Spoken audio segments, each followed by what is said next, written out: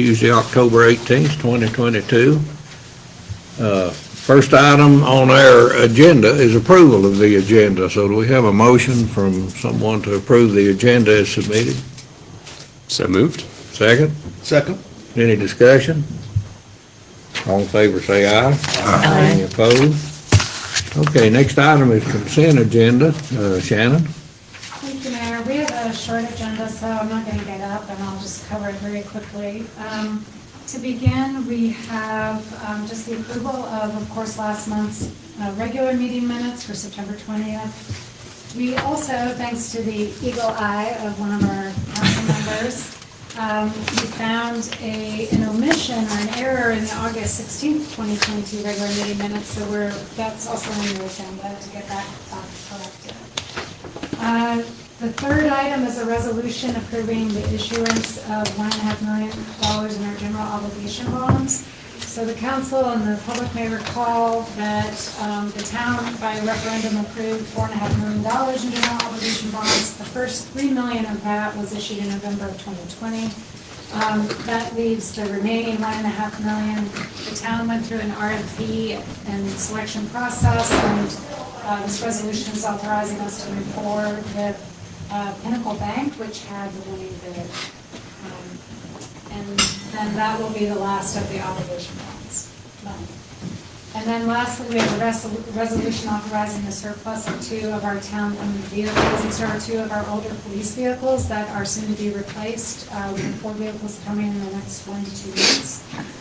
So that will keep a couple, we'll still have a couple sort of surplus vehicles still in town possession, just in case, if the vehicle breaks down, or, we just have a backup. And that concludes the consent agenda. Any questions from anybody on any of these items? Do we have a motion to approve the consent agenda as submitted? So moved. Second? Second. Any discussion? All in favor say aye. Aye. Any opposed? Okay, next item is public comment. And see if we have anybody signed up, yeah. Amendment to go on the agenda item. Okay, first item is going to be Mark Hunt. Excuse me. We have to sign up ahead of time if we wanted to say something for the public. Yes, sir, yes, sir. I didn't sign up right. I'm going Okay, that'll be fine.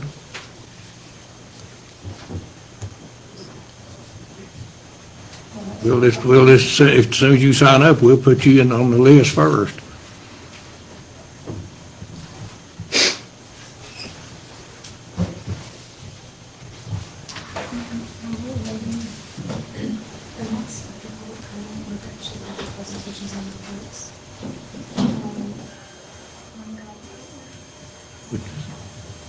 After public comment, we're going to do presentation and reports, and then do new business. Okay, you gonna do it before?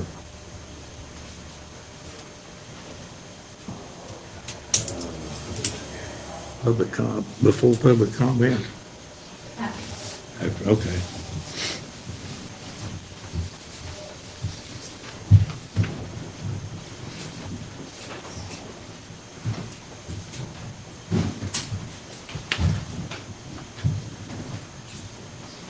Okay, while you're up, just come on up and we'll start with you. In the public comment.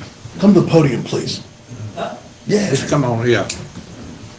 As you can tell, I've never been here before. Okay, and give us your name, and then you have 3 minutes. 3 minutes. My name is Daniel Duddy, and I live at 93 Riverwalk Drive. Prior to COVID, I was in conversation with the town manager at the time about the dangerous intersection with our development and the Riverside Drive. And I had several meetings with him, and at the time, he thought that possibly he could add something into the town budget to possibly fund some kind of warning system or something for that intersection. But of course, I have to involve the Department of Transportation and so forth and so on. And like I said, I had several conversations. Unfortunately, COVID stepped in, which kind of interrupted the whole process. In fact, I talked briefly with the mayor also, and he was going to come speak to our development. Our development has over 100 homes, and that intersection is a real danger to any time anybody comes out of the development. Cars coming from the Asheville side, coming up the river, drive very quickly. You can't see them. There is a mirror, which is absolutely useless most of the time, because unless somebody has their lights on, you don't see them. And very often there's kind of humidity on it and so forth and so on. It really is not suitable whatsoever. And I've been told, well, when somebody dies in that intersection, then something will be done. And I think it's kind of a ridiculous idea. It may be true that that's what people think, but the town manager passed away, as you all know. And I started a conversation with the next town manager. Unfortunately, he never returned any of my phone calls. He totally ignored any time I call and ask him to call me. And I see that we now have a new town manager, and I have not met. The reason I bring it up now is, this whole business with the blue wave, greenway and everything else is coming up, and we know the traffic is going to get worse. There's just going to be more and more people coming into our nice little park down below, and I am just really concerned that there isn't much of a conversation about what really needs to be done with Riverside right there. It's just extremely dangerous. I know one of your council members lives in our development, so he knows exactly what we're talking about. And I don't know if you folks have tried to talk about it. I feel that as there's over 100 homes there, and as taxpayers, I would respectfully request that the town of Woodfin make an effort on our behalf to start a conversation with the Department of Transportation, or maybe put into your budget something to help with that intersection.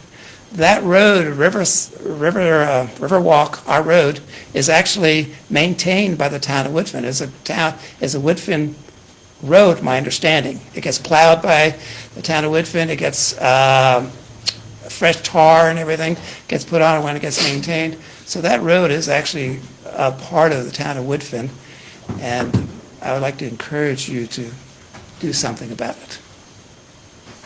Okay, thank you very much. Thank you. Thank you. I will also, if I may, this town manager will return your calls, I guarantee it. Thank you. The next one is Jonathan Yeah, Grucci. Grucci, okay.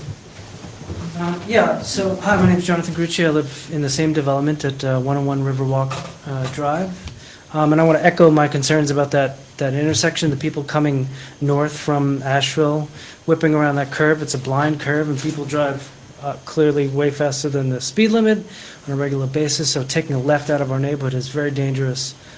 So I just want to second that, my concern there, but also was just wondering if the town of Woodfin had, was just curious, because the number of those homes in that development butt up against the Woodfin Community Field, and was wondering if the town of Woodfin had any near or future plans to develop that property. Is there any known current or future plans to develop that other than what it's being currently used for as like a YMCA field? No. So that property, as I understand it, is included in the study that we've commissioned and will be embarking on soon, looking at all of our town-owned properties to see what could be developed, where a new town hall could be. So until that process is concluded, there aren't any imminent plans for redeveloping that property. Oh, so it may be developed or utilized. Right, we're studying that property as well as the one that we're on right now in terms of what redevelopment might be appropriate, in terms of moving where the town hall is or other uses of town property. But we've got a study planned to look at that exact issue, and until that's completed, we're not moving forward with any plans. Gotcha. Do those plans for development, would they potentially include selling to a developer to be developed for homes or apartment complexes or anything along those lines? Sure. don't want to speak for everyone else, but I think anything's on the table at this stage. I think it's a high-level conception of what options are available to us. So I don't think anything's off the table. Okay, so it could theoretically be sold to a developer for development for homes or apartment complex or something? Okay. All right, and would there be public comment and all, then notification to Definitely. everyone in the town to speak on? Okay, great. Well, thanks so much. Appreciate your time. Thank you. And we typically don't get into a back and forth during public comment, and I apologize for deviating from that rule, town manager, town attorney, but just to add, we have had additional conversations with DOT. What you've probably been told before is correct. Woodfin legally has no authority to unilaterally do anything with that intersection. We don't own it, and by state law, we cannot unilaterally go in and install anything. We've had new conversations with DOT, and perhaps our town manager can summarize those for you all at a later date, but we have specifically raised the issue of the expanding use of that park and the subsequent expected traffic increase, and so we've gotten some response from them. It's not thoroughly encouraging. I don't want to lead you in the wrong direction, but we do have new information, and we can share that with you.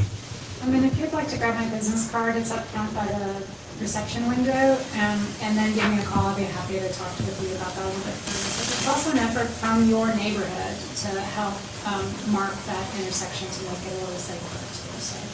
We're going to keep pushing. Okay, sounds good. Thank you. Okay, next we have Mark Hunt.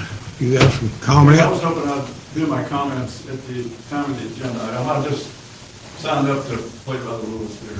Okay, all right, no problem.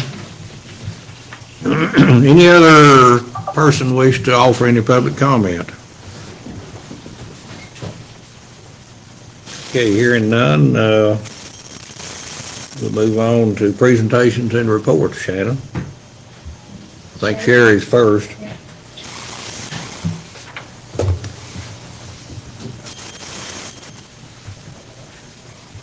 Good evening.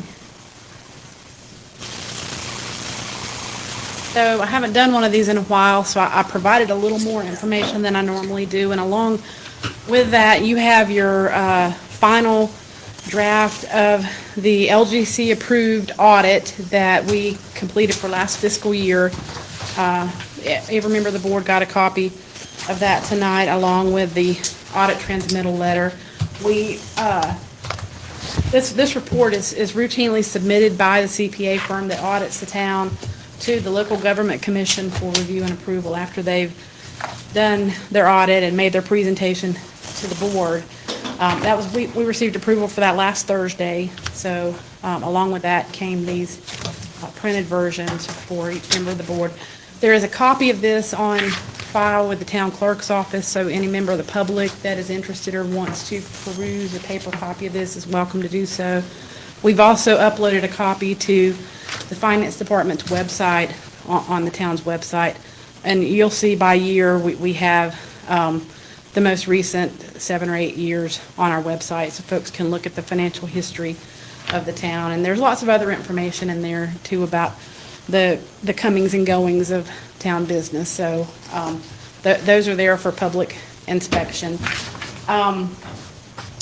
One of the main questions that a lot of the new board members asked during the course of the audit was about the internal control questionnaire that the auditors gave a number of you, and if you had interest in the town providing more information to you about that. So I attached as part of your agenda packet the town's internal control memorandum, and we'll also put that on the website as one of our policy reports. But that's there, and it answers a lot of the questions. You know, in a small town, there are always struggles when it comes to internal controls, especially around separation of duties and enough professional staff members to perform all those duties in a separate and transparent manner. And that report answers those questions as best we can in a small town with limited staff. But we make a concerted effort to do that and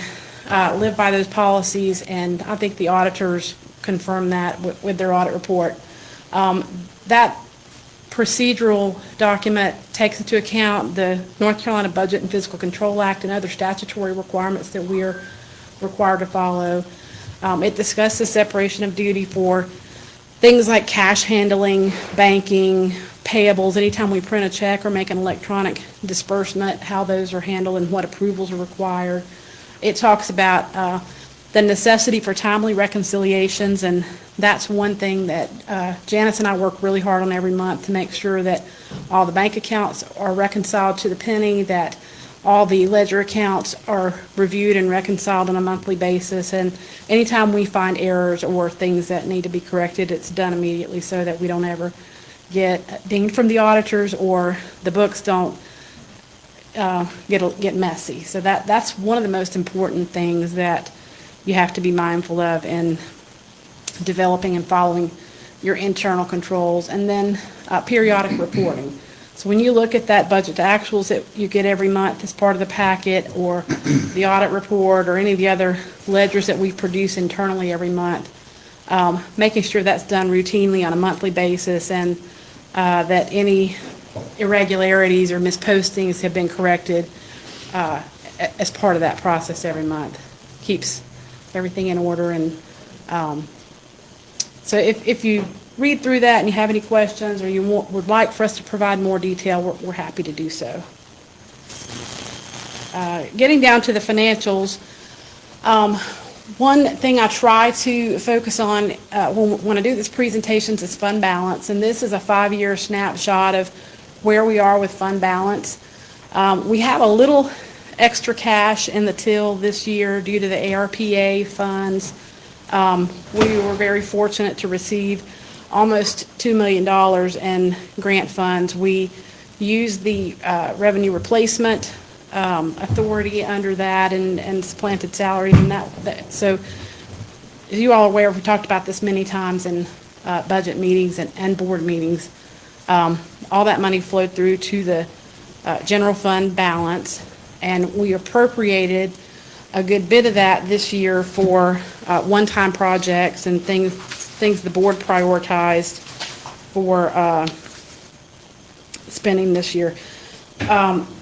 Those one-time appropriations were, if you remember back to May, I had a slide that looked like this when we were talking about the current year's fiscal budget. And there were 4 projects that were earmarked that were over about $1.4 million. So if you back that out of our budget, the budget level, instead of 8.2, that big box in green, it would be, just took about 6.9 is our true operating budget. And if you use that number in calculating the fund balance percentage, instead of 53, would be at a little over 63%. So very healthy fund balance. We are exactly within our target. We want to be between the 50% and the 70% number, so we're right at it, in both scenarios.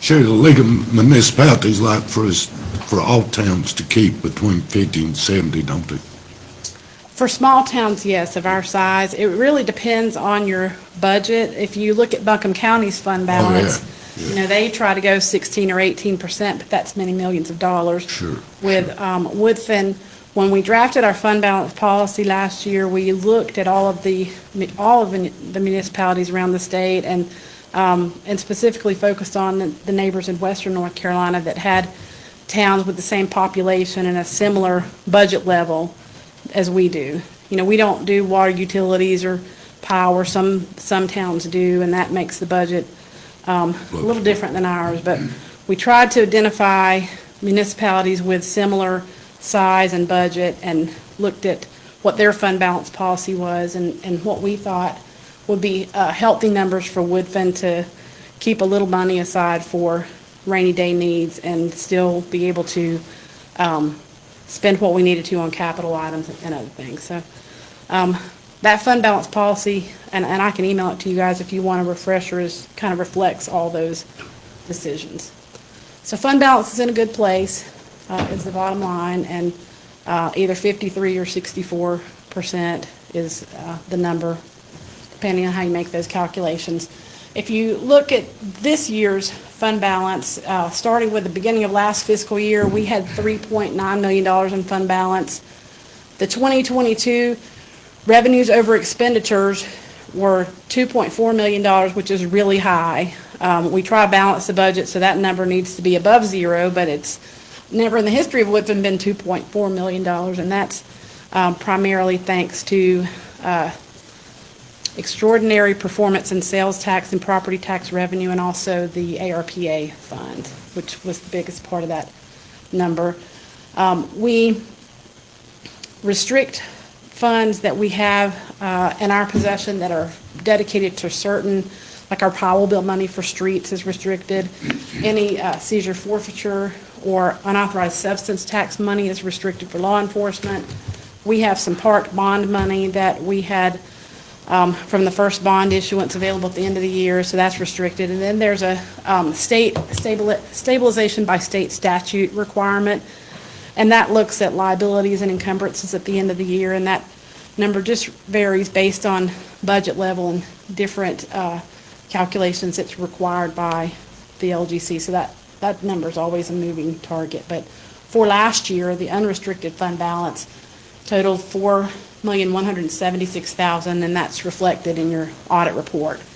The appropriated fund balance this year in our budget, because of those one-time expenditures that I mentioned earlier, is $1.558 million. And so the ending fund balance, we project at the ending of this year will be about $4.8 to $4.9 million. Those numbers don't add up on this report because that projected number includes projections for excess revenue. As I'll talk about in a minute, sales tax will probably come in a little higher than we budgeted, and savings that we may achieve in other areas. The general fund revenue budget this year is $8,289,157. We've collected about 15% of that, or $1.2 million to date. So revenue to be received is about $7 million. Revenue is not linear because the majority of ours comes in tax revenue, which is December, January, February, all that money comes in. So you'll see a dramatic change in that number over the next couple of months, but we are right on target where we need to be this time of year. You compare it to other fiscal years. Revenue, the two primary drivers of revenue are property taxes and sales taxes. This slide reflects our 5-year snapshot, 6-year snapshot of property taxes. You'll see the property taxes in blue, and the assessment is the line there that has continually kind of gone up as Woodfin has grown over the last 5 or 6 years. So development has been, Woodfin's been sort of like many other parts of the country, a lot of development, and the property values reflect those changes.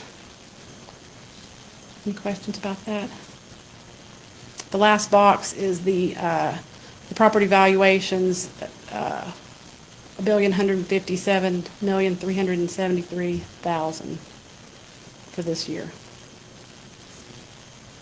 Sales tax is another major revenue for the town that continues to outperform even the estimates that finance folks throughout the state have. We have a sales tax dashboard that we use to kind of analyze the different components of North Carolina sales tax and what we, how we make projections for the future. And we were a little aggressive in our budgeting this year based on those projections. So I was confident, but I was usually a little more conservative, and the number has just continued to really outperform even the estimates that we had. That top gold-looking number is where we are this year. We normally have anywhere from 90 to 120, if you look at last year's average, a month in sales tax. We had 140,000 in July, 161,000, or that was June, 161 in July, and 166 in August. So a healthy environment, economy, and I think tourists and construction had some roles in that, but we're in a good place. If the activity continues this year, and historically, you can see the last 5 years, it seems to be pretty linear throughout the year, we'll be looking at about a $300,000 surplus over what we budgeted, so that's a good thing. Powellville distributions came out this month, and Whitman received $117,549. That'll give us $235,000 at the end of this fiscal year, which was a couple of thousand over what we budgeted. So we were happy about that. Expenditures, we have a balanced budget, so expenditures match revenue. Budget-wise, $8,289,000. Expenditures to date are right at 20%. The target with a quarter of the year behind you would be about, expenditures are much more linear, so would be about 25%, so we're in a great place budget-wise. And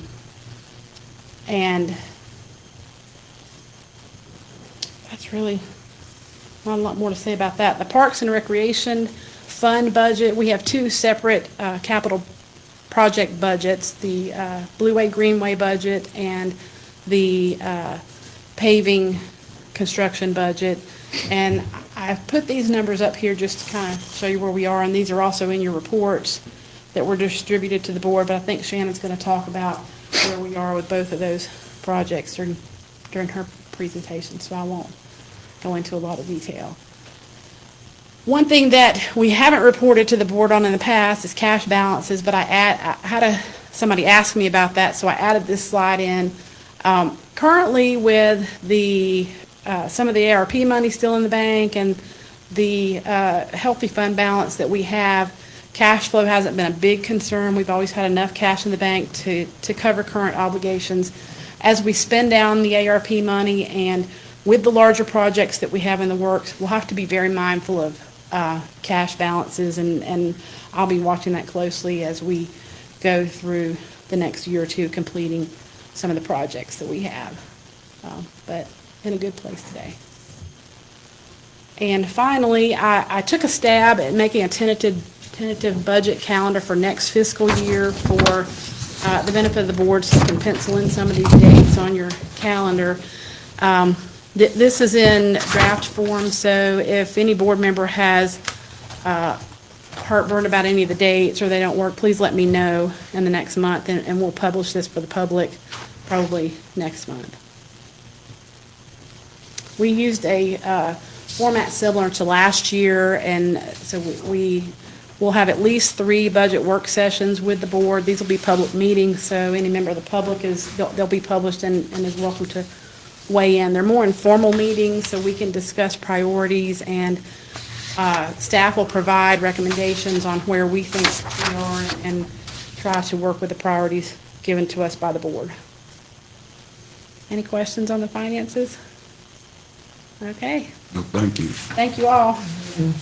Great job.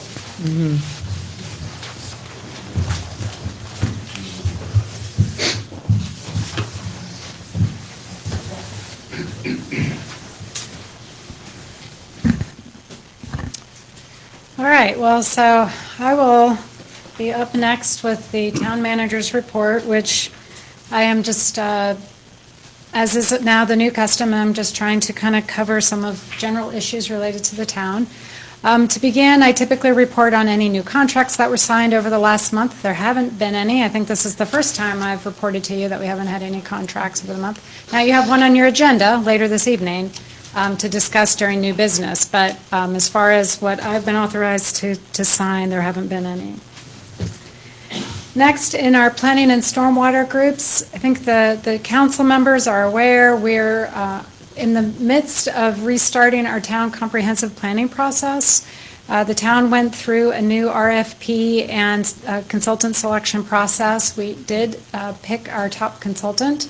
That contract is on your agenda. If the board or the council should approve that this evening, then the consultants will initiate work beginning in October. We also went through an RFP and consultant selection process for the stormwater assessment and prioritization. That, we have picked our preferred consultant and we're awaiting a draft contract. So once we get that contract signed, then the engineering work will begin. We also have our town hall, town center feasibility study that was referred to earlier this evening. We have always had the goal of identifying 3 sites to study. We have 2 town-owned sites, but we were trying to identify a third non-town-owned site, and that has proven to be pretty difficult. We thought we had a site that was going to work out, kind of fell through, so we've been looking to see if there's some others. Still chasing down a couple leads, but I think if in the next month or so nothing presents itself, then we may just go ahead and proceed with the 2 sites that we have.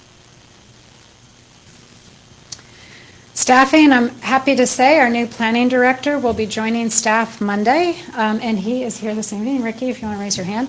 This is Ricky Hurley. He's joining us most recently from the city of Asheville, and we're excited to have him join our staff beginning on Monday. And he's already receiving emails and hitting the ground running. We have 2 public meetings next week, and Ricky's going to be at both. So, we also, just a quick report on our police sergeant position. We had posted that internally. We did not get a particularly robust response, so we have made the decision to post externally to see if we could get some additional candidates.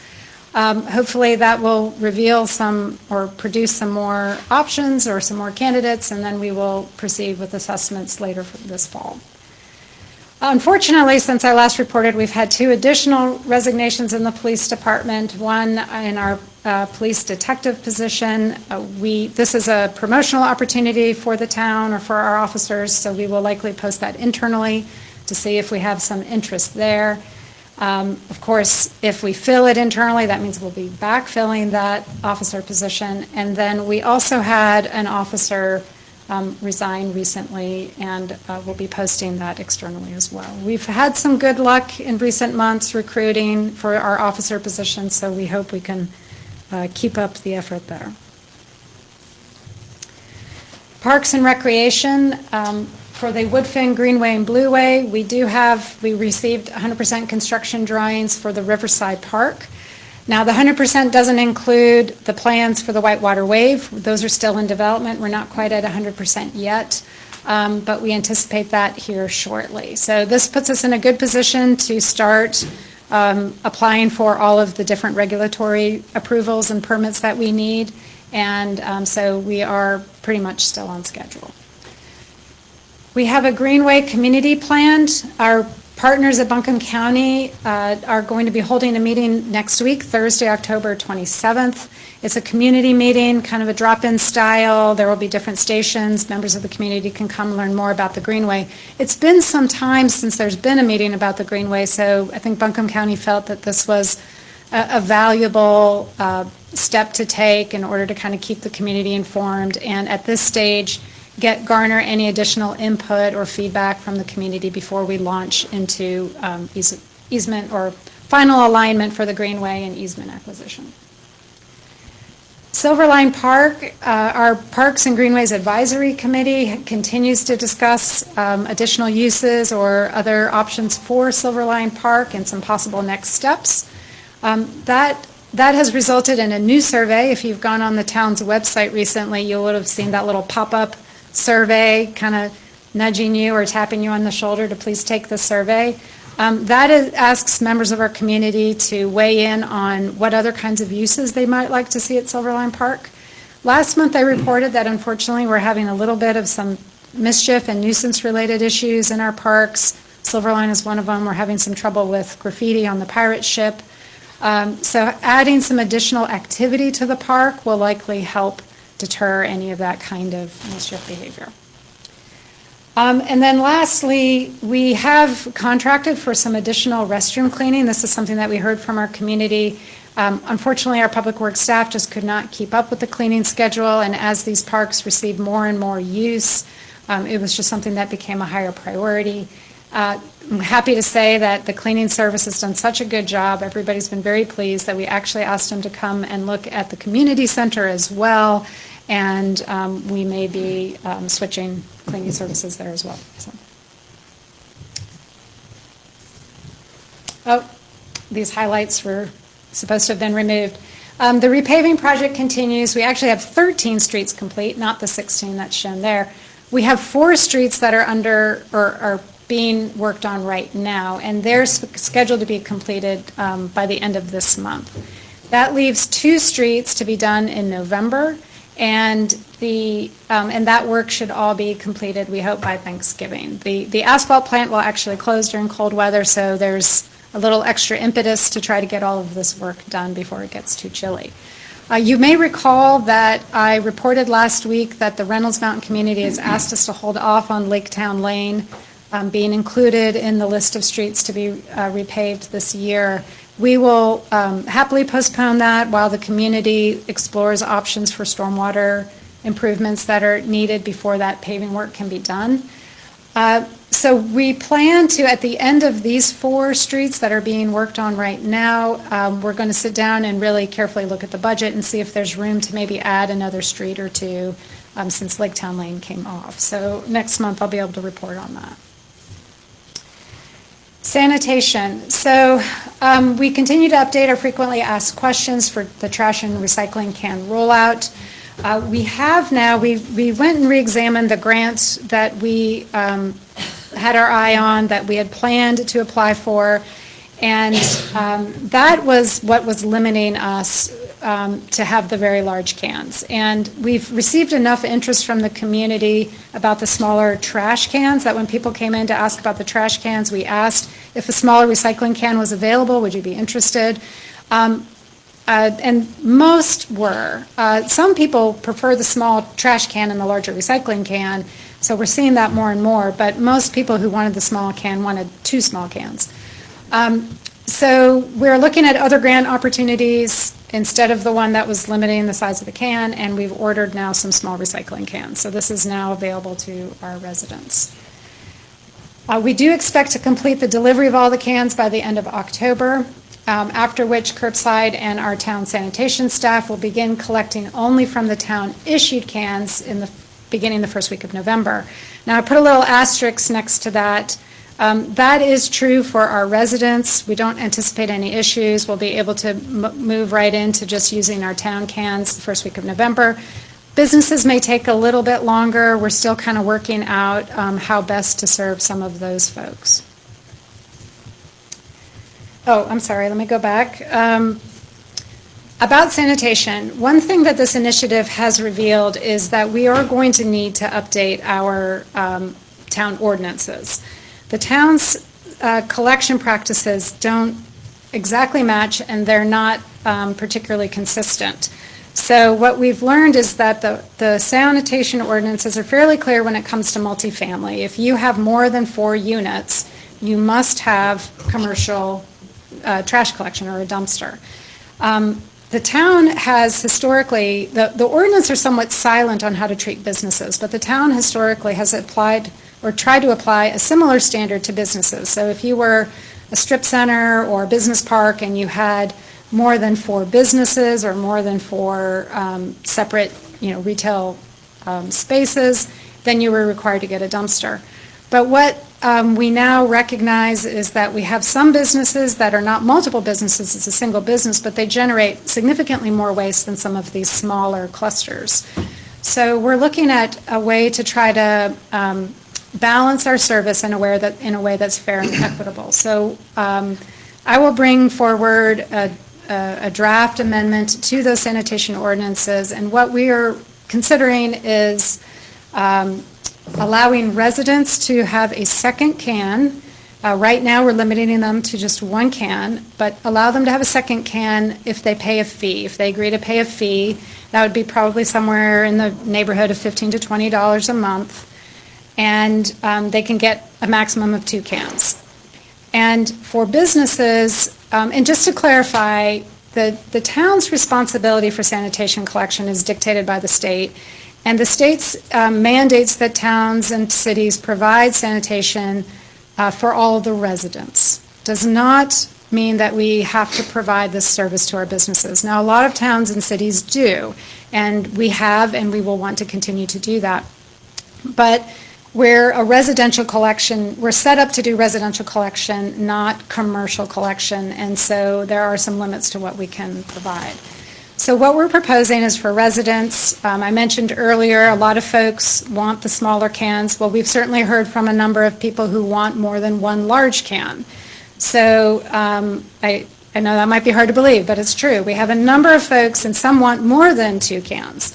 So we propose to offer a second can with that fee. And then for businesses, we would grant every business 1 can, and the option to add up to 3 additional cans, again with a separate fee per can. So if you're a business that needs 2 cans, you can have 2 with an extra fee. If you need 4 cans, you can have 4 cans with an extra fee for those 3 additional cans. So that way, the businesses who are using commercial dumpsters are, you know, what they're paying is commensurate with what these smaller businesses are paying the town. So it would be somewhat compatible. The threshold, the breaking point seems to be around 4 cans. The smallest commercially available dumpster is 2 cubic yards. That's a little more than 4 cans. So a small business may not want a larger dumpster because they just don't need it. They can use our cans. But when you get to 4 or more, then you need to switch to the commercial service. So that's what we're considering. Yes, sir. Do we have ordinances around businesses recycling, particularly restaurants? No, we don't. We'll look at that when I bring that ordinance to you. So that concludes my town manager summary. I'd be happy to answer any other questions if there are any from the council before we move on to new business. I'd be interested in knowing how many people that we've received the medical forms from, if there's a percentage that we're having to now go out and collect personally from them. What's that? We've running? received 3 residents requesting. Now, we had actually been performing some door-side collection prior to the requirement of having the form filled out. So we're in the process of reaching out to those individuals, which is an additional 4 or 5. So not a lot. We have not received any requests for accommodation for non-disabled individuals. These are all, so far, individuals who are unable to bring their cans up. Everybody else is finding some other way forward. Thank you. All right.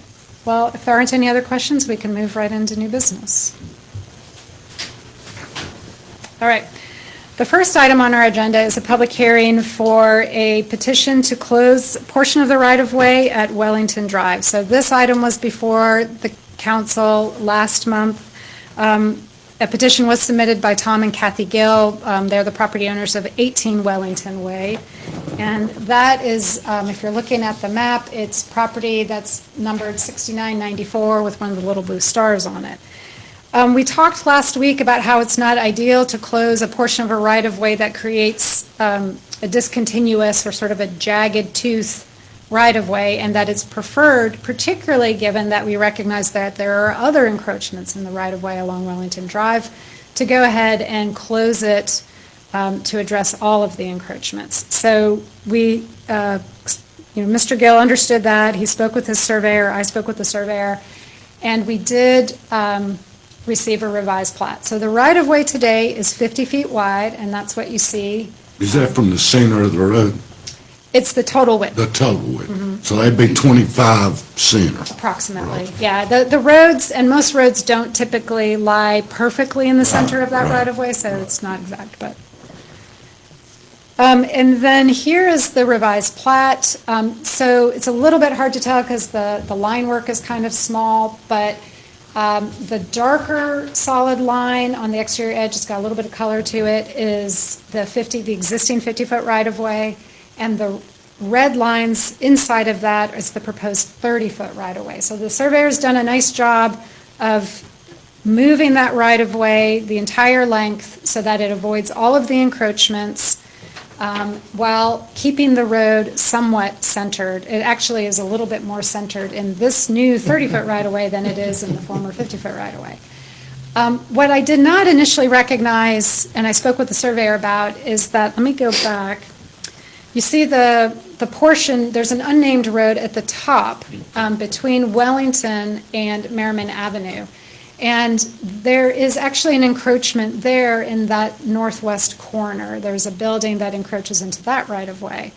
And the surveyor recognized that, and he actually proposed to shorten or narrow that right-of-way as well from 50 feet to 30 feet, addressing that encroachment. Now, I didn't see that on this plat, so I asked the surveyor about it if he felt like that this would address that encroachment. He said it would. Nevertheless, if the council chooses to move forward with recommending approval of this right-of-way, I would recommend that we condition it that this plat be revised to show that the property at 235 Weaverville, which is that encroachment on the corner, is addressed with the reduction that is being proposed. Staff has reviewed this. We don't find any issue. We feel that the revised right-of-way does address the concerns that we expressed in the last meeting, and so we're comfortable moving forward. Be happy to answer any questions. One problem I have at 30 feet, if we have vehicles parked on both sides of the road, it'd be difficult to get a fire truck or ambulance through there, wouldn't it? Well, that would be true regardless of whether the right-of-way was 30 feet or 50 feet. So the paved surface doesn't change. It does limit how much we could widen the road in the future, or if we wanted to add sidewalks, we could, have to have sidewalk on private property, which, wouldn't necessarily be ideal. But I think we're some ways away from having sidewalks on a lot of our residential streets. Do we have any stormwater infrastructure in the portion that we're going to be giving up? I do not think we do. This actually does move some, what were privately constructed retaining walls that actually were in the 50-foot right-of-way, and then by narrowing that 30-foot right-of-way, those walls now are on private property, or would be. So it kind of takes any liability for the walls out as well. The staff didn't find any overall downside to approving this, then I take it. It seems like the right thing to do. Yeah, the only downside is trying to understand your future needs. I always will take a 50-foot right-of-way over a 30-foot right-of-way, but given the existing encroachments and the hardship it presents to those residents, this didn't seem unreasonable. Thank you. So we can reserve whatever easements we need as a part of this. And so with that in mind, is there a reason or a way that we can reserve enough of an easement for future sidewalks that it still gives us that opportunity without continuing the problem of their encroachment? Is there a way that we can craft that? Yeah, I don't see why not. I'm sure we can do that. Okay. I would recommend adding that to this recommendation or to any motion to approve. Okay.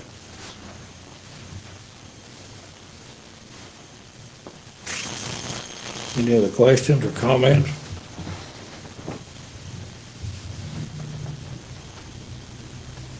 Okay, we had the public hearing last month, so I guess we need to, The public hearing's been continued, so you may want to go ahead and open it up for public comment. okay, so you want to open it back up for Well- future comments? John, would we reopen this? Yeah, I think I'm most comfortable doing that because we've changed the parameters of what's proposed to be considered, closed yeah. at this point. So to make clear, that last hearing is continued to this, and it's been heard, this section foreclosure, I think is best. So just open it back up. Okay, any more comments for Shannon before I open the public reopen the public hearing? Okay, I will reopen this public hearing at 5:50 PM. Do we have any comments from anyone? Yeah. Yes, sir, if you'd come up and give us your name and your comments. My name is Tom Gill. I'm the one who started this mess. And this has been a journey, I have to tell you, far more complicated than I ever thought it would be. I really want to commend Ms. Tuck. She has been such a tremendous help and really helped walk us through this process. And I'm so grateful. And I'm grateful for the town listening to us and listening to what we're trying to do.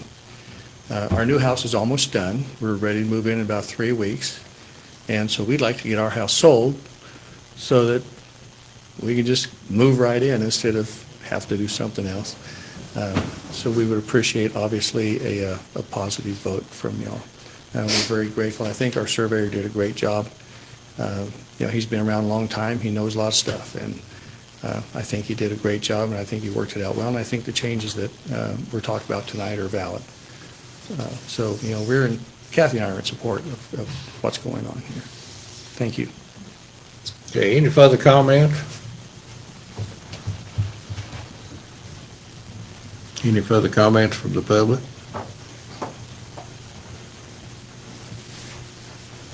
One more time. Any further comments from the public? Can it be on any subject? Not only pertaining to this. No, can't help you. Okay, I'll close this public hearing at 5:51 PM. Do we have a motion regarding this hearing? Or this? Not. Yes. Well, the hearing and the proposal.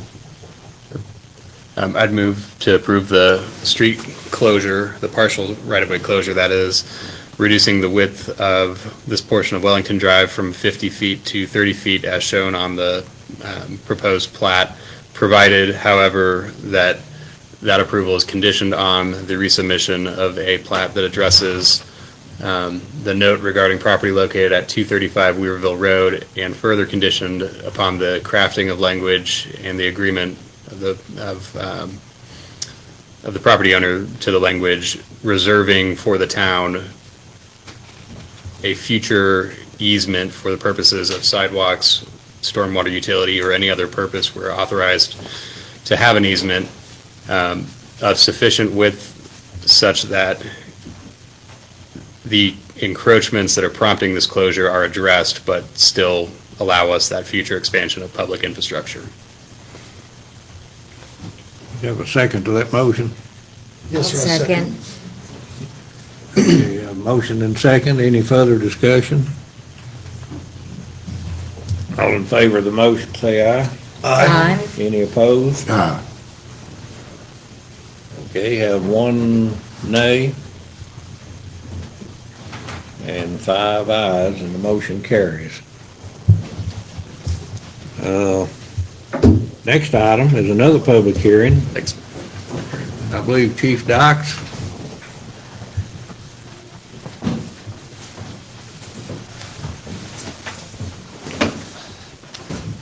Good evening.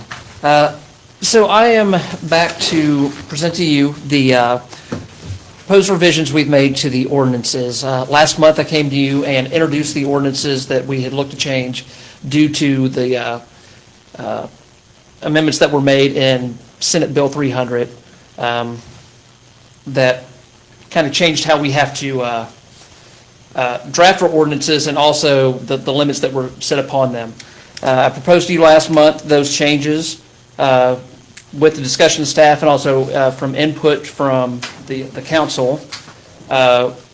We've resubmitted those proposed amendments to you, and which you have in front of you.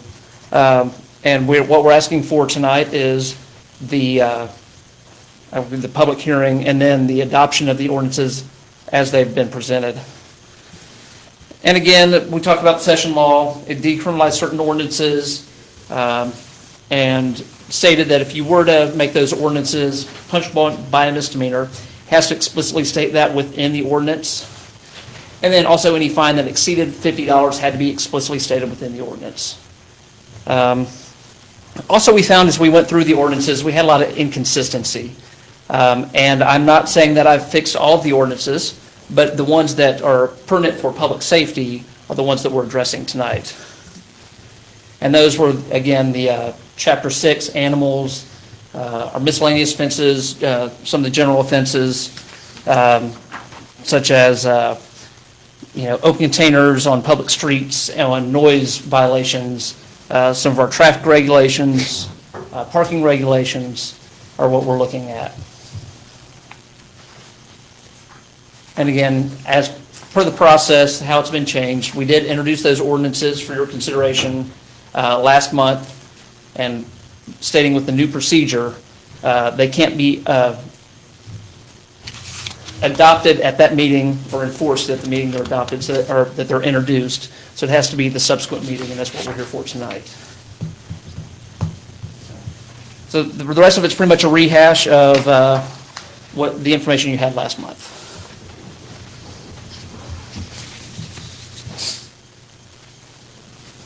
Any questions or comments?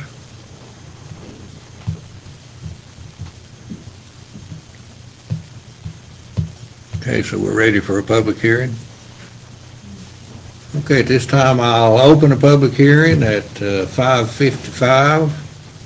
Do we have anyone wishes to speak to any of these ordinance amendments?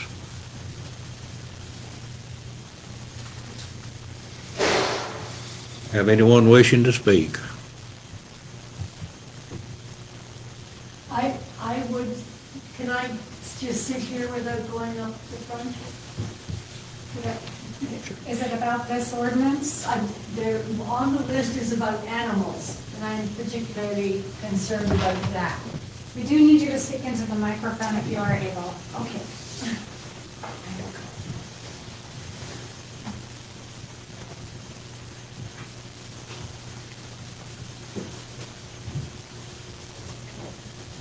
I'm doing better than last month. Take your time. Take your time. Yeah.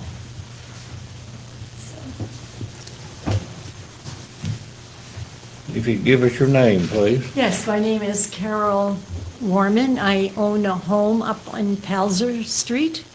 I spoke last month about passing an ordinance against chaining. Have you done anything with this?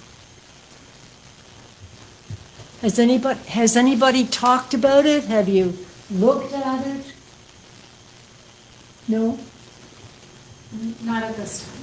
Not at this time. Yeah, I'm going to bug you until you do something about it because it's so important. The dog that I was concerned about died out of neglect, and the family already has a new puppy. And they're a lovely family. And they have already told me they're going to fence in the whole property so their dog can run free. So that is good, but I would like to make it an ordinance that in the town of Woodfin, your animals must be treated with more consideration. They are your friends. Thank you. Have anyone else wish to speak?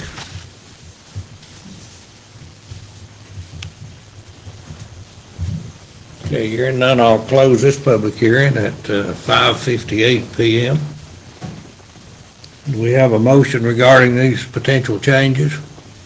Yes, sir. I would move that we accept the revised changes to the public safety ordinances. Have a second? Second. Have a motion and a second. Any discussion? I've got one thing to note, just in an abundance of caution, I just want to make sure we all understand one thing. So these changes are setting this up to be enforced criminally, all of these. I just want to make sure we all understand that if that is the way that we enforce these ordinances going forward, there are civil penalties provided for in here, but under North Carolina law, we would never keep any of those civil penalties. So the practical impact of this is that the enforcement of this is going to be entirely in the criminal system. So as long as we all understand the consequence of that, I'm comfortable with going in that direction because it's not like we have no offense, John, we don't have a robust legal team that can go and fight every one of these in court. So I think it makes sense to leave it in the criminal side, but just want to make sure we all understand the consequence of that. I'm only as robust as you want me to be.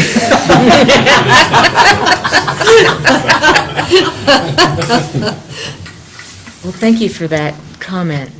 Yeah. And you will note that parking is actually a civil penalty, and others are enumerated as civil penalties, such as our alarm ordinance. Right. Other than that, they are criminal penalties. Okay, any other comments?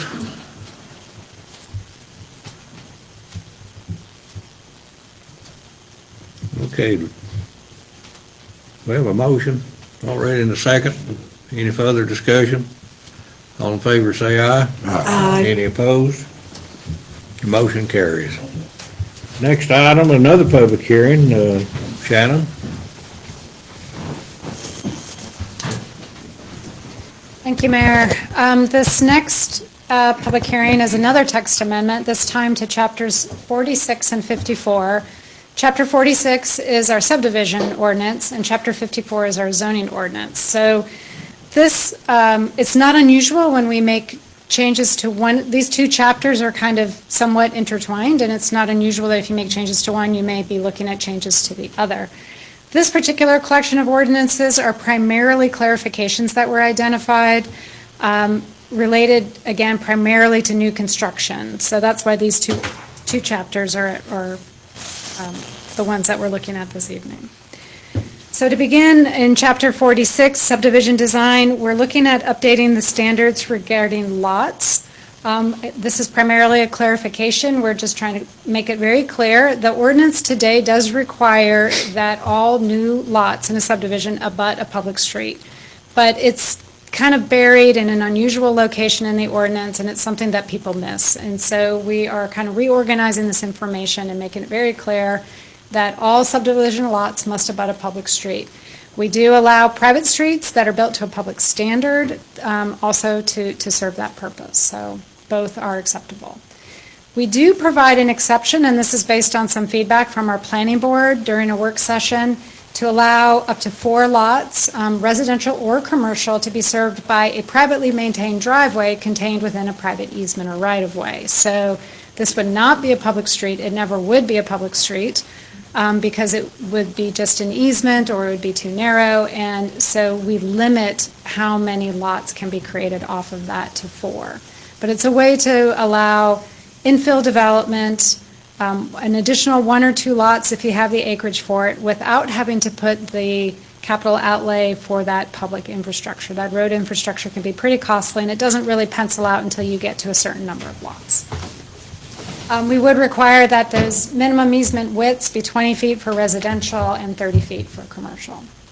And then there's an additional standard that driveways with lengths greater than 100 feet must include a sufficient turnaround for emergency vehicle access. And we do refer to state standards for those turnarounds, so it's not just up to the developer to decide. It has to meet one of those DOT standards. So on driveways now, that's not the private driveway, is it? Yeah, if it's a driveway greater than 100 feet. Now, that doesn't affect existing driveways, but if you're going to subdivide and create new lots and this new driveway is longer than 150 feet, you have to provide a turnaround of some kind. There are some that are not as land consuming. There's what we call a T turnaround or a hammerhead turnaround. Doesn't take up as much room as, like, say, a big kind of cul-de-sac kind of turnaround. Another lot standard that we're proposing to add, the town historically has allowed flag lots, but we've never had standards for flag lots. So we're proposing to add standards. Flag lots are not ideal. Again, it's a nice way to kind of get an extra lot out of your property if it's large enough. But they have the effect of limiting future development. So we don't want to encourage flag lots all over, so we want to limit them. So we're adding standards to say a flag lot driveway cannot be within 20 feet of another driveway. A flag lot may not abut another flag lot. That the flagpole minimum width is 20 feet wide and the maximum length is 150 feet. And that the flag area, so not the pole, but the flag portion of the lot, must meet minimum lot dimensions. And the flagpole itself would not contribute to your minimum lot size either. So this just sort of puts some standards on something that the town had previously allowed. Moving into street standards. So today, the town requires a street to be built to a public standard, and that's an NCDOT standard. We wanted, though, to add sort of the Woodfin spin on that standard, so we want to clarify that we want all new streets to have a minimum of a 45-foot right-of-way, and except in steep slope areas where we allow 32 feet. And the reason we allow 32 feet is because we don't want retaining wall infrastructure in our right-of-way. That has to be on private property. And the wider your road right-of-way is, the farther out that retaining wall goes. So it has the effect of creating more land disturbance. So we're providing a narrower exception in steep slope areas. They also tend to be low density, and you have less traffic on those roads. Extensions of roads that are less than 100 feet, we would only require a minimum of a 16-foot road and right-of-way, or the existing width, whichever is greater. So if you have 20-foot right-of-way today and an 18-foot wide paved surface, that's what you would have to match if you're just extending it a little distance. If you had 12 feet and 20 feet, you have to actually improve it to be a little bit wider on your extension. This isn't very common, but from time to time it comes up, and it's difficult to apply a really wide 20-foot paved road with a 45-foot right-of-way when the existing road right-of-way is only 20 feet and the pavement is only 16. So we're trying to kind of give an exception for a small extension. Now, if the extension's more than 100 feet, you do have to meet the new standard or the public standard, but we allow for you to taper and transition to the existing road right away, and that would be designed by the engineer, whatever they feel is appropriate. There's also some superfluous language that we're proposing to remove, and some offers of dedication language that are being clarified. Sharon, do you know what DOT standards is? I believe it's 40 feet, don't quote me on this, 40 feet with 18 feet of The pavement. only reason I'm asking, several years ago, and I hope it's still in there, we adopted an ordinance requiring all new roads to meet DOT standards. Yes. And that the town would not take them over for 5 years. That's still in there. That wouldn't be in our subdivision ordinance. That would be in our streets policy, probably. Yeah, so it wouldn't cover all new construction. Well, it covers all new construction, but whether or not the town accepts a street is a process that's separate from the subdivision review. So that is something that comes later in the process. If somebody were to construct a public road, they would have to design it to meet our standard, be part of the subdivision. After the whole development is built and that road is built, they could come to the city or the town and petition for us to accept maintenance. Now, we will have a separate set of standards, and I'm glad you brought this up because the planning board and staff have been talking about the town's street acceptance policy, and we have some revisions to that. So we have a public standard that is sort of the baseline that anybody would have to meet in order to do development. But if you want the town to maintain it, we're going to have another set of criteria. Okay, That's gonna I be just more want to make sure rigorous. that stays in Yeah. there. Yeah.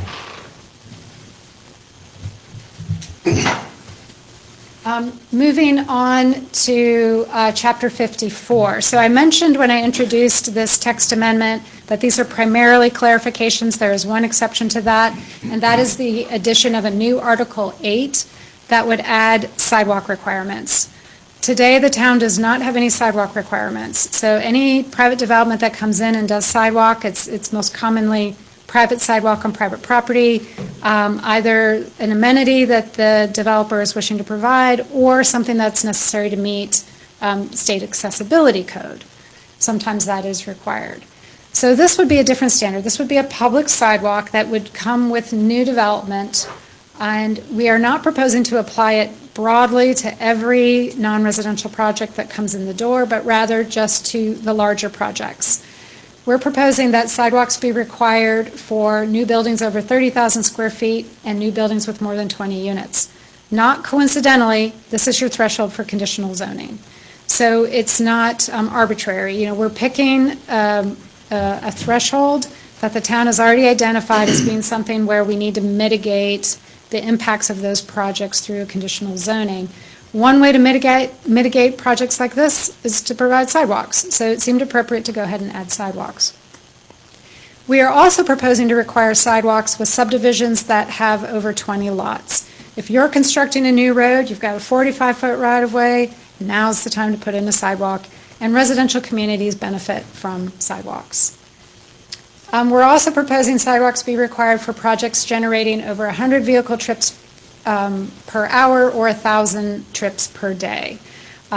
This is typically a high turnover commercial establishment. So not to pick on fast food restaurants, but they're the easiest one to point to, that you could have a building that's not 30,000 square feet, but because of the traffic that you generate or you attract, it triggers that. And when you have that much vehicular activity, we think sidewalks are warranted. Shane, can we add that for a cut for like ADA? Yes, that is a requirement. with Oh, it this. is, okay. Yeah. And I then the didn't street, see. is in the street standards Oh, as okay. well. Okay, thank you. Design I standards. see it now, I'm Yep. sorry. That's okay. Beat me to it. We are proposing that sidewalk be required along all road frontages, so if it's a corner lot, you have to put sidewalk on both street frontages, or a through lot, where you have frontage on the front and the back. You require sidewalk on both sides. We have a minimum width requirement, which is a 5-foot sidewalk with an 8-foot planting strip if you're located on a street that has a posted speed limit of 35 miles per hour. So our faster moving streets, we want more separation for those pedestrians from that fast moving traffic. So it's a comfort, it improves the use of the sidewalk, people are more comfortable using sidewalks. For streets, slower moving streets, we would require that same 5-foot sidewalk, but with a 4-foot planting strip. In steep slope areas, we give them an option. They can do the 5-foot with the 4-foot planting strip if they prefer, but they could also, as an alternative, do a 6-foot back of curb sidewalk. So that would be directly adjacent. So we require a little bit wider of a sidewalk if it's all the way up against the travel lane. Basic construction site. Construction standards are typically addressed through construction details. The town does not have any public construction details. We don't have a manual. A lot larger cities have manuals that show you how to construct sidewalks or streets or stormwater infrastructure or water infrastructure. We don't, because we don't maintain a lot of public infrastructure. So there may come a time, particularly as we take over stormwater review, that we may want to look at this moving forward. But for now, as it relates to sidewalks, we're just adding some basic construction standards. A minimum concrete thickness, maximum cross slope, maximum running slope, ADA ramps installed, and an easement required when located on private property. Are there any questions before I move on? All right, and then the last part of the sidewalk ordinance is offering a fee in lieu of sidewalk. So I explained that we're only requiring sidewalks for these larger projects, but we're providing an alternative for some of these projects to do a fee in lieu of sidewalk instead. So what this does is it kind of addresses some of those concerns about, well, I'm building a sidewalk and there's no other sidewalk around me. The sidewalk goes nowhere. You're just inviting people to walk into grass at the end when they reach the end of the sidewalk. So this is a common argument, and until you start requiring sidewalk, you're always going to have that argument. So what the fee in lieu does is it allows somebody to, if they're in that kind of condition and they don't think it makes sense to do a sidewalk, they can pay a fee that's equal to the amount of constructing that sidewalk. We would hold it in a restricted fund or an account that could only be used for sidewalk, and we would use it for higher priority sidewalk connections. So maybe a residential connection to a school or a high traffic area. We heard, about Riverside Drive earlier. Places like that, we could prioritize and apply this money. Question? Yes. Is the fee in lieu at a developer's discretion, or does the town have the discretion to grant that fee? Well, the way we're doing, so you can do it either way. We could say, we could establish a fee, and in my former position, the city established a fee, and that was the fee that developers would be assessed based on their plans. It's a tricky fee to apply. And so as an alternative, we're proposing that the engineer provide a cost estimate of what it would cost to pay that, and then the fee would be 150% of that cost estimate. The reason I asked the question, there's a prime example of a development that we've approved. It's the one on Senator Reynolds Road, and it meets the qualification, 25 mile an hour speed limit. Parts of it are steep, parts of it are not. But to allow, I know he doesn't have to because it's already approved, but on that one, I wouldn't want him to be able, a developer to be able to pay that fee and avoid putting sidewalks, because that's a prime example of where sidewalks are really needed. So if we could have it at our discretion, or the staff's discretion, one or the other, to me, that would be the way to do it. So a project, that particular project today would be reviewed as a conditional zoning. So in a case like that, we'd be able to say, you know, we know that the ordinance says you can do a fee, but this is too high of a priority area, it's too important, we really don't support And even an if that was exception. 19 units, even if that was 19 homes, that calls for sidewalks Yeah. there. I mean, we can redraft that to have any fee in lieu requests come before the council. I would prefer that. I may be alone, but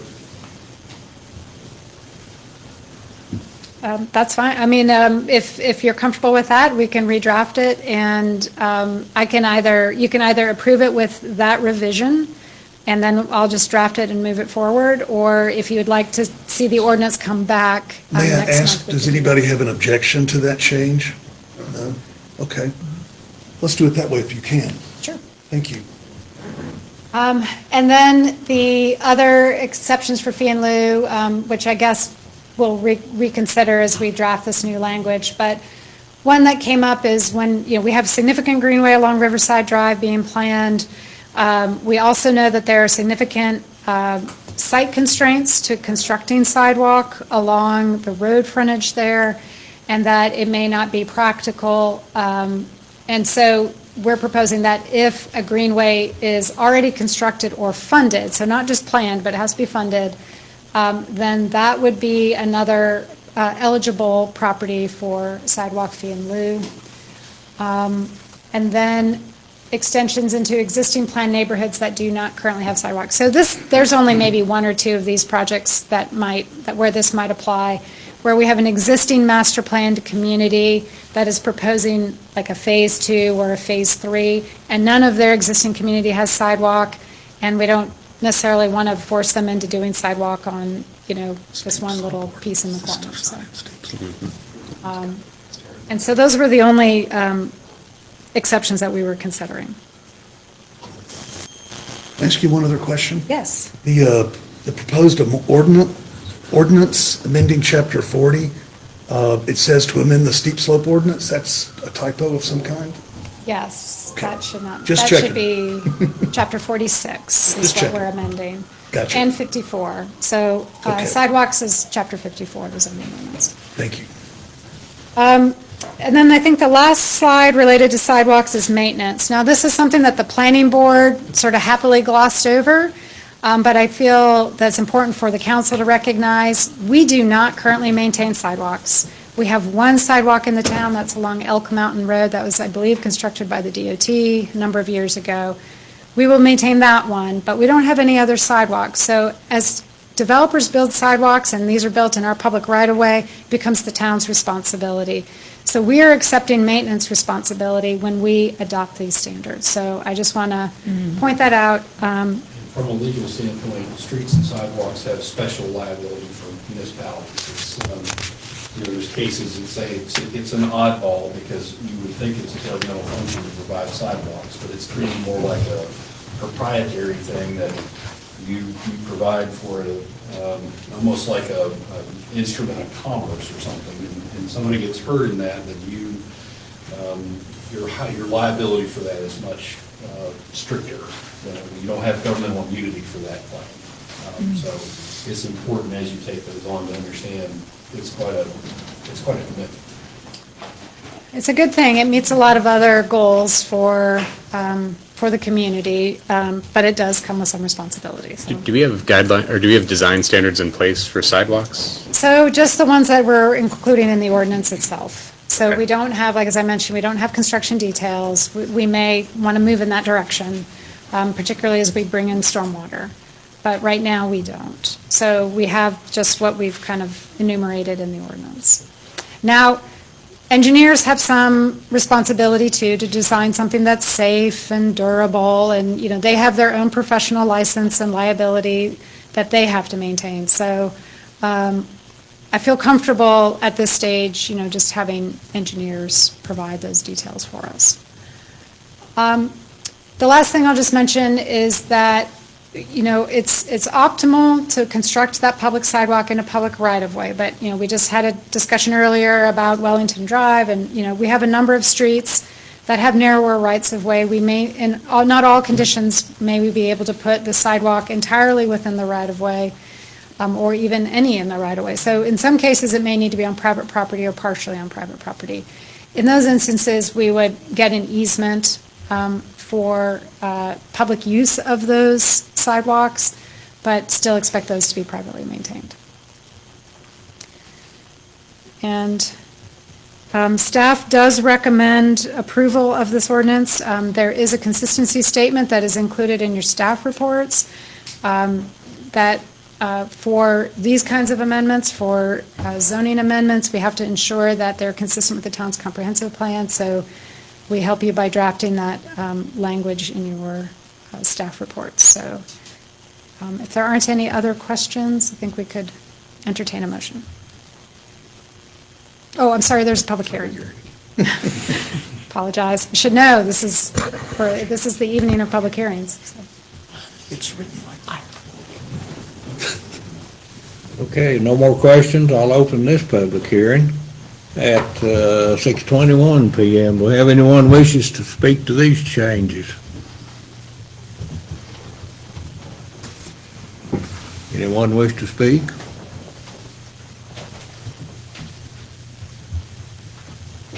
Anyone wish to speak? Okay, hearing none, I'll close this public hearing at 6:22 PM. And with that, I'll entertain a motion to accept these proposed changes. I've got one other change, just in 46-118, the section on street dedication statements. Right now, it reads, all streets shown on the final plat shall be designated in accordance with the citation. However, a public designation shall not be presumed an offer of dedication to the public until the provisions of the street standards policy have been satisfied and the dedication is formally accepted by the designated approving body. I don't like that. So whenever somebody dedicates a street publicly, we gain a property interest. I don't know that there's a reason for us to put any language in there limiting someone's ability to dedicate. I think we want everyone to dedicate as many right-of-ways as they're comfortable doing. I think what this is intending to say is that there's no burden on the town to accept it. Yeah, so that would be, as John just said, we can incorporate that change into that standard. So this is not a time-sensitive ordinance. We've had a number of changes, so maybe it would be advisable to make these revisions and bring it back next month and just let the council look at it one more time and make sure we address all of the concerns. Okay. You want to change your motion to postpone it till next month? So moved. Second? Second. Any discussion? All in favor, say aye. Aye. Any opposed? Next month, you're not off the hook, however. Next item, public hearing, believe it or not. Shannon? All right, one more public hearing. This is for a voluntary annexation for 2 tracts adjacent to the Olivet community. So this is a multi-step process, a voluntary annexation. So we start with certifying that we received a complete petition, which we did back in August 6th of earlier this year. The next step then would be to adopt a resolution setting the public hearing. That was adopted last month, September 20th. And then we hold the public hearing, and that's what we're considering this evening. If this annexation were to be supported by the council, we would then assign a zoning designation first. We would take a recommendation to the planning board, and then we would bring that before the council next month. So as I mentioned, there are 2 tracts of land. The first tract is almost 19.7 acres located just off of Olivet Road. You can see the recombination plat there on the left, and then I've just kind of marked up a little GIS map on the right, so you can kind of see it in context with the Olivet community.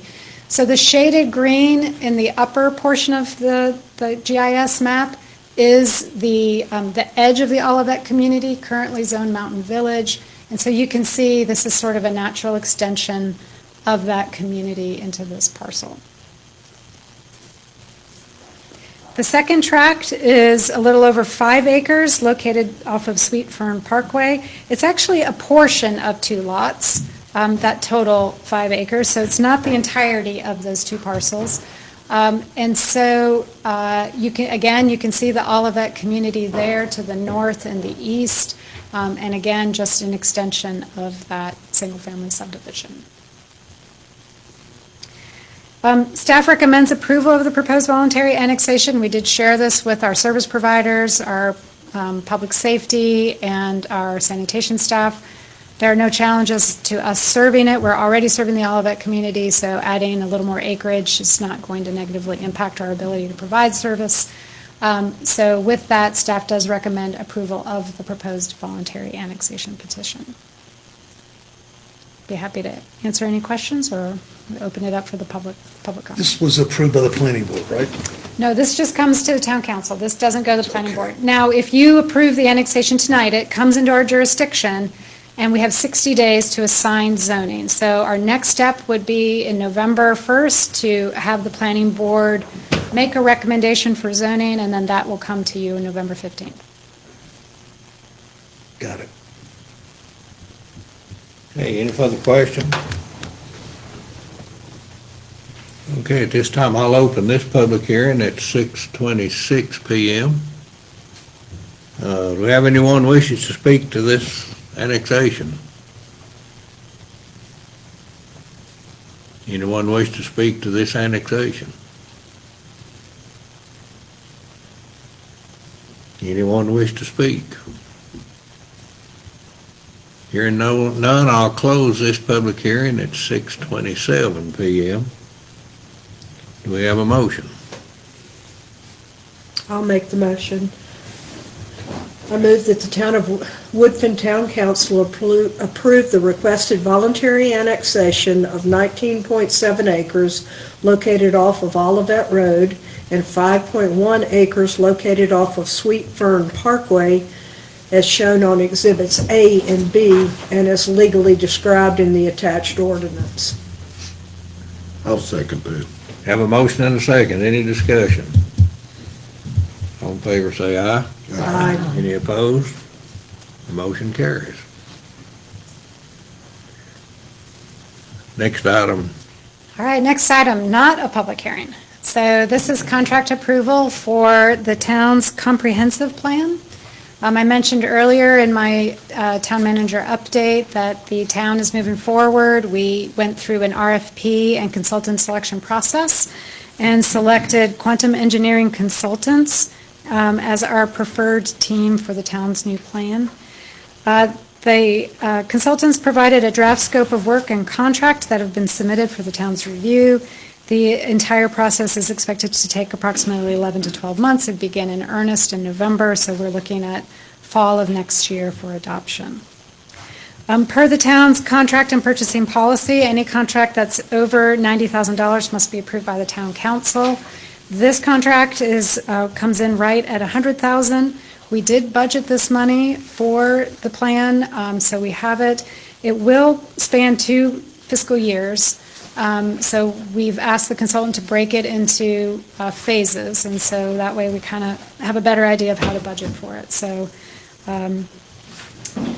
staff recommends approval of the contract. We're very excited to be working with them and to have a new planning director on board who will, I'm sure, steer the ship very well. So. Has that firm done anything any closer than where they're based out of? Yeah, so actually the folks who are working on the plan are a spinoff of Clarion, and Clarion Consultants have worked on Buncombe County's comprehensive plan as well as some others in Western North Carolina, so they definitely have experience with Western North Carolina. Quantum has also partnered with TPD, which is a local transportation firm, planning firm, and the town has experience with TPD, and they also worked with Buncombe County on their comprehensive plan. So it's a really strong team with really good local knowledge. Yes, sir. Question. Would your intent be to reconvene the steering committee and work with this consultant or a different Yes. strategy? So should the contract be approved, then tomorrow morning I would send an email to our steering committee members letting them know. And per the schedule, we could also, now that we have a good comprehensive scope of work. We can let the steering committee kind of know what the schedule is, as well as like how many meetings they can expect to participate in and what the schedule for those meetings would be. Great, thank you. Okay, you've heard the recommendation. We have a motion. I move that the Town of Woodfin Town Council approve the draft contract and scope of work with Quantum Engineering Consultants Incorporated. We have a second. Second. Have a motion and a second. Any discussion? All in favor, say aye. Aye. Any opposed? Okay. Now, next item on the agenda, something I've been waiting on. I'm gonna turn it back over to Shannon, but I'm also waiting to hear from Mark Hunt. So I'm going to keep this brief. Back last month, I believe, the town received a nomination submitted by Riverlink, which is one of our local nonprofit partners. And that nomination was to name the Whitewater Wave that's currently planned for Riverside Park, Taylor's Wave, in memory of Taylor Hunt and in honor of the Hunt family. The town does have an adopted naming policy, and you all may recall that there are specific criteria that are established in the policy by which you can evaluate a nomination request. And those criteria are generally grouped in two categories. One is a monetary or a donation of land, something that has value in that regard. But it can also be for other significant contributions. So contributions of time, expertise, knowledge, volunteerism. These are all things that can qualify. So this is kind of a special nomination because basically this nomination satisfies all of the criteria in the town's naming policy, both on the monetary side where the Hunt family has committed $200,000 towards construction of the wave, but also on the significant contribution side where Mark and other members of his family have donated literally hundreds and hundreds of hours to the town and to the community to make this a possibility. So I'm very honored to be here this evening sharing this nomination with all of you and with our community. And if supported by the council, then staff will work with the Hunt family on drafting an agreement, sort of outlining our responsibilities and their responsibilities. And then this agreement and any other information will come back before the council for a final decision. So I happily support this, and we recommend moving forward with drafting this agreement with the family. I'm happy to answer any questions, or we may want to invite. Okay, Mark, do you have any comments you wish to make before we? I'd love to say some words after the vote. Okay. I'm assuming that there'd be some groovy signage to, Yeah, I think we'll explore some of that in the agreement. And I don't know that we'll have all the details figured out regarding that, but we'll have something in there. signage to reflect, so it was a young person, and this is something very active. Okay, good. Thank you. Okay, you've heard the recommendation. Do we have a motion?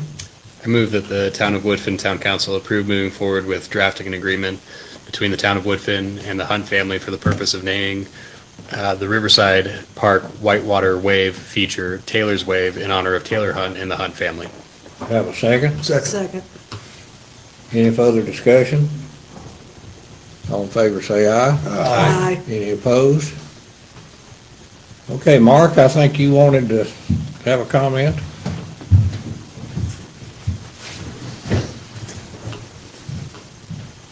I'd like to say something before Mark starts. Before we even started discussing the wave back in, I think it's 2015 or 16, about the park, Civil Line Park, Mark was very, very instrumental getting that off the ground. And then the wave just happened to come along. So, and I just personally want to thank you, Mark, for everything you've done around the town and for the town. Thank you, Ronnie. My wife, Kat Potts, is here. Our son, Taylor Hunt, excuse me, our other son, Colin Hunt, and his wife, Amy Marion. And we are so honored. And I want to offer some thanks, then I want to say a couple words about Taylor. And Kat, if you'd like to say anything, you're welcome to come up and join, but she may not. As Commissioner Lunsford pointed out, there's work on this that goes back well before 2015, actually. And there are several people who have participated in planning and putting energy into fundraising, usually in volunteer mode, that have known about this potential naming and honoring Taylor, who died in 2015, almost 7 years ago. And I'd just like to name a couple of those folks. Rick Lutovsky was here. He had to leave for another meeting. Rick and I, along with Wilson Sims, who is here, created Friends of Woodfin Greenway and Blueway to help support on the private sector side. Rick and I actually came and met with Mayor Vihan and Jason Young, the former town manager, who are very receptive, and they've embraced everything about this project, as you are tonight, starting then. Riverlink became involved as sort of stepping into the shoes of Friends of Woodfin Greenway and Blueway to advance the private sector fundraising, some communications. Lisa Raleigh is here. Her predecessor, Garrett Arts, and their board embraced this fully. And so what I'm describing here is a real team effort. The former Board of Aldermen / commission, and many of you were not part, jumped in and has supported everything about this project without wavering. And it's been tough going at times. I mean, there were moments where I think many of us thought we may not get this over the hump, but we have, and now we've got the current commission supporting. Town staff, I mentioned Jason. Ben Dannemiller was super active. Eric Hardy, when he became the town administrator. Adrian now is project manager, and various other staff people, Shannon especially. Just thank you all. I can't let something like this happen without acknowledging other people. And I hope I haven't left anybody out. A couple words about Taylor. Taylor was a whitewater kayaker. He died doing what he loved doing, paddling a kayak. He especially loved surfing on waves. And I'm going to be a little emotional here, just bear with me. His spirit of adventure and having fun with others and creating community was just enormous. And when he died, within a few days, our family thought, wouldn't it be great if he could be honored? Something like this. And especially the idea of a wave project, because I've been active before in the city of Asheville with efforts to do something like this there. And I'm so grateful that now it's happening in Woodfin. It feels like family doing this together now. And so when we think about what this park element will be, this special whitewater feature will be, it resonates so strongly with who Taylor was and how his spirit continues on. Taylor's got many, many friends in the community that love whitewater paddling, that helped him learn to paddle. Will Yiser is here. He's the director of French Broad River Academy. Taylor was a student of Will's in middle school at Asheville Middle School. Taylor was an employee at French Broad River Academy. And there's so many people that knew and loved Taylor that are going to love this wave. And there won't be many moments to say this publicly, but there is a lot of resonance here between Taylor's life, his memory, and what we're headed for in this naming. I've worked with town staff a little bit. I think getting through the contract and figuring the details about the, signage and things like that are going to be fairly straightforward, so we look forward to carrying it forward. Thank you all. Thank you. Thank you, Mark.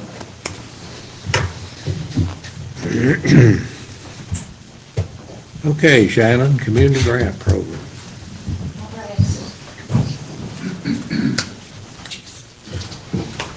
All right, well, this is just really a very brief update. So we discussed last month that we wanted to kind of hit the pause on considering the allocation of the community money or the community grant money that had previously, I think, informally been called the Christmas Fund, that had been collected over several years and had grown to a healthy balance. So just to recap very briefly, we put together an outline of a program. We posted an application online inviting community partners to apply for that money. We received 2 requests.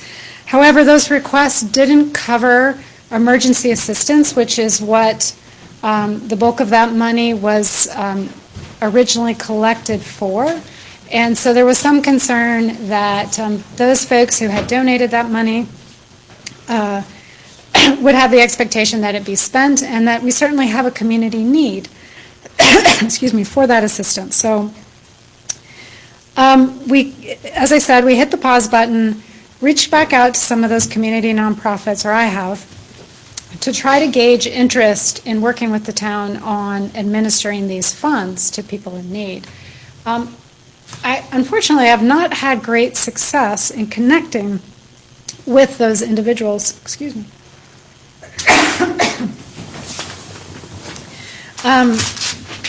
So I would recommend that we, again, pause while we continue this outreach and continue to try to find a suitable partner.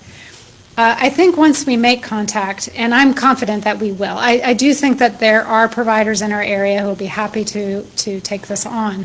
It's just finding time in their schedules to get together and explore how this would work.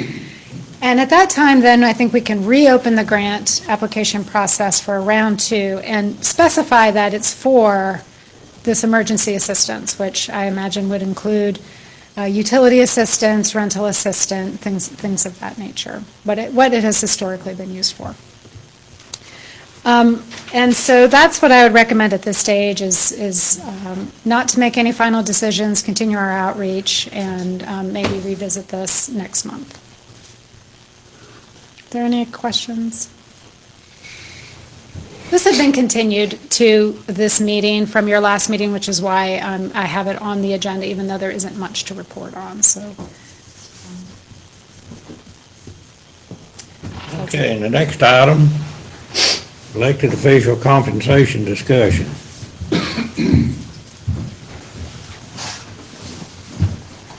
Who wants to discuss it? Well, per the town council's procedure, any 2 commissioners can ask to have an item added to your agenda. So Commissioners McAllister and Edgerton had asked to have this added to let the board have a discussion about increasing your compensation. So, Would it be possible to pull up the chart that you provided us with? did we? Oh, no, I didn't include it, but yeah, let me see if I can pull it. It's in everybody's packet. Should have been uploaded as part of the document on the webpage. Should. I've got it. If everyone has it up, I don't think we need to wait. How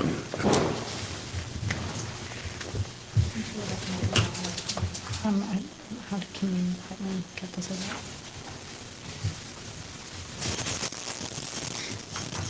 If you'd like to go ahead and discuss, we'll go ahead and get it. Yeah, I'm happy to. So this came up as something that I noticed when we were first considering hiring a new town manager. As part of that, I looked to the League of Municipalities salary data that they publish to see what the rate of compensation is for town managers of municipalities roughly the same size as Woodfin. In the course of doing that, it jumped out at me that the town is also an anomaly in terms of the compensation that it pays to its governing body members. And so I've asked, along with Vice Mayor McAllister, to have this brought up. And just to introduce it, I'd say that this is, for me, a bit of an equity issue more than anything. And to explain why I think of it that way, I'm going to run through just 3 facts that I don't think are really subject to dispute and are ones that we can all agree on, and then go from there in terms of what the appropriate response would be. And so if we've got individually these numbers up, the first fact that I think we can all agree on is that Woodfin is, as I've characterized it, in fact, an anomaly. We all have eyes, and the chart is what it is. I mean, that's somewhat beyond contention. The only point I would add there is that the chart that you're seeing is for municipalities between 5,000 and 9,999 people. That's because this is from, again, that survey that the league publishes. It groups municipalities together by 5,000 citizens or 10,000 at the higher ranges. So this is their subset. If we were to actually get a accurate representation of the nearest municipalities to Woodfin, it would be more along the lines of like 5,500 citizens to 11,500 citizens. So that would be a more accurate representation. The smallest municipalities would drop off this list. A few larger ones would be added. And then Woodfin would become even more of an anomaly compared to its peer municipalities in the state.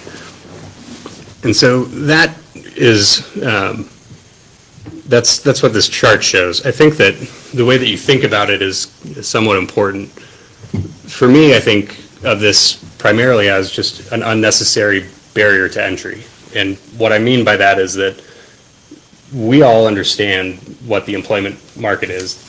We all understand that people who need to make money with their time have abilities to make far, far more than they would ever receive working in this role. So just by my own estimation, I spend about 30 hours a month on town business. If you apply that to the amount of compensation we receive, it results in a compensation rate that's about 10% below North Carolina minimum wage.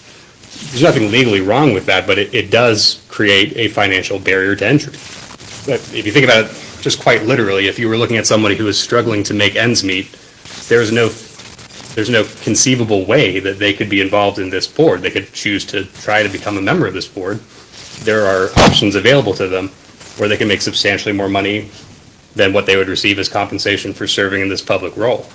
So what we do there is we restrict the categories of people who are actually capable of being members of this body, and I think the result is that we as an entity don't look anything like Woodfin at this point.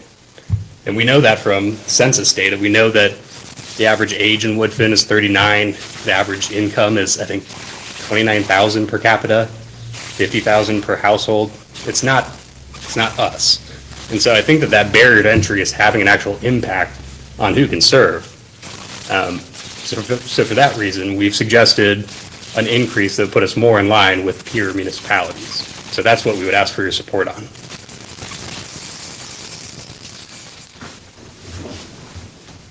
Any comments from anybody? Well, I don't agree with Mr. Edgston, but that's fine. I didn't run for this position based on the amount of money that it pays. I did try to be a good citizen and to be as supportive to the citizens of Woodfin as I could. And I'd hope, Mr. Edgston, you knew what it paid when you run for the job. Yeah. And so for two things on that. So one is the structure of how this would change would be such that we would receive as little financial benefit as possible. We can only do this per budget cycle, so there is no way that we can make this change without having it impact some of us. The way that we're proposing it would impact a minority of us. Second thing is, this is not about us. So we all were clearly able to overcome that barrier to entry that I've just described. That requires a certain amount of privilege that I hope we can all acknowledge and recognize the impact of it. So this change would not be to allow people like us to run again. It would be to allow people who are not like us to be able to run. And that's the whole point here. Are you through, Commissioner? Lunsford? I'm sorry. Were you finished? I didn't want to. Yes, sir, I'm through. I think the current pay scale, we would all do it for nothing, you know? Sure. Well, you and I both was on the planning and zoning board, you know that don't pay much. Exactly. I think that's strange too. However, I think it makes us look bad. And if we're going to be a happening town, we have to at least try to provide a little bit of incentive for non-retired people to run and serve. And, you know, in a household today, this $600 a month is not going to make anybody rich. But I think it's a bad reflection on the town. I think it will help us recruit in the future and offer an incentive. And the net increase annually to the town is going to be $35,400. So Yeah, I support it. Personally, it's not about costing the town, which, you know, it just, that's my belief. I did vote for the money. So the structure that we're proposing, again, the state law says that you do this by budget cycle. So what I would ask is for not a support to the town manager, that it would be our instruction to prepare the next budget with the understanding that the proposed compensation change would go into effect the first meeting we have after the election in 2020, I guess it'd be 2023. 2023. Would be January of 2024. The election's in November of 2023.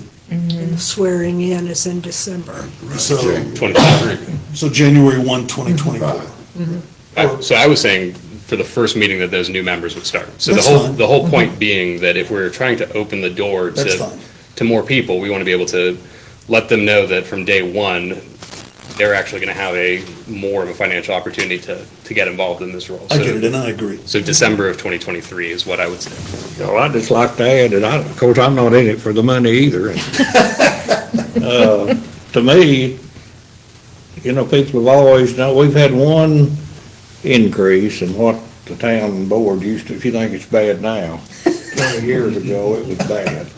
But anyway, personally, I don't care to, if I had a vote, I'd vote against it, you know, and just leaving it like it is, but I'd like for us to study it some more and get some more figures.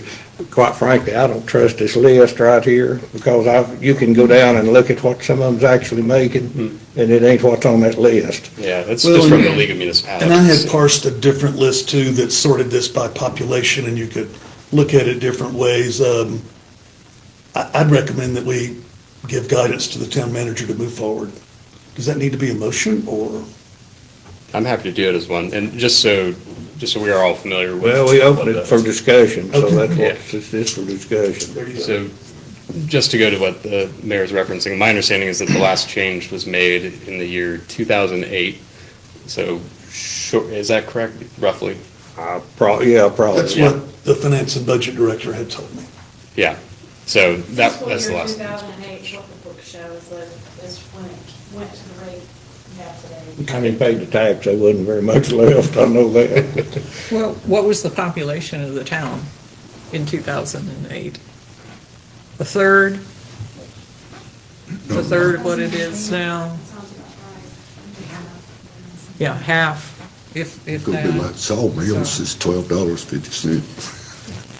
Well, and that's my interest too, is to be able to pull some younger people Right. into running for these jobs. And if that increase would help somebody make that decision, then I think, I understand that completely. Of course, me personally, that doesn't matter to me. And But the it's beautiful- looking forward. The beautiful part of that, and not to be cynical, anyone who so chooses is welcome to donate the entirety of what they There you receive to go. whatever charity of their choice.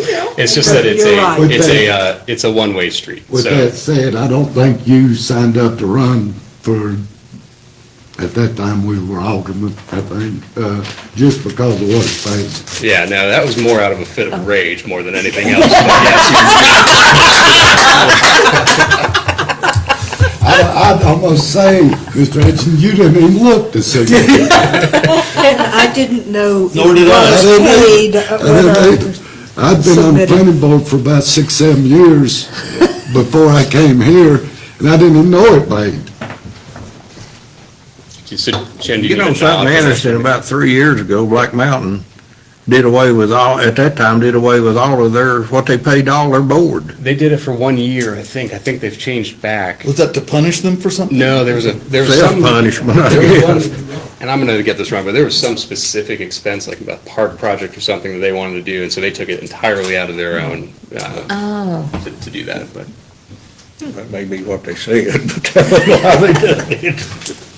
So Shannon, do you need like a nod from us on moving in this direction, or? Yeah, I think it'd be nice to have a vote, just because I don't know that we're all, if it's not going to be.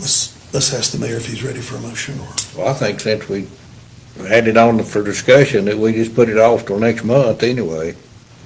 I'd like to make a motion, sir. Go ahead.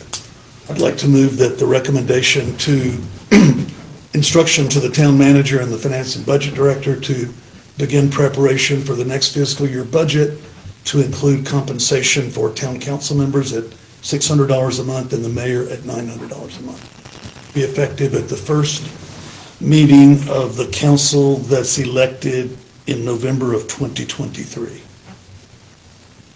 Second. Have a motion and a second. Any discussion? All in favor, say aye. Aye. All opposed? Aye.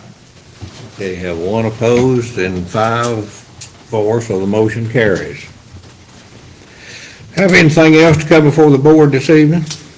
We need to have a closed session. Have a motion to close this meeting, go into closed session. Yes, sir, so moved. Second, Second. any discussion? All in favor? Aye. All opposed? Okay, we're adjourned. We'll take a 5-minute break.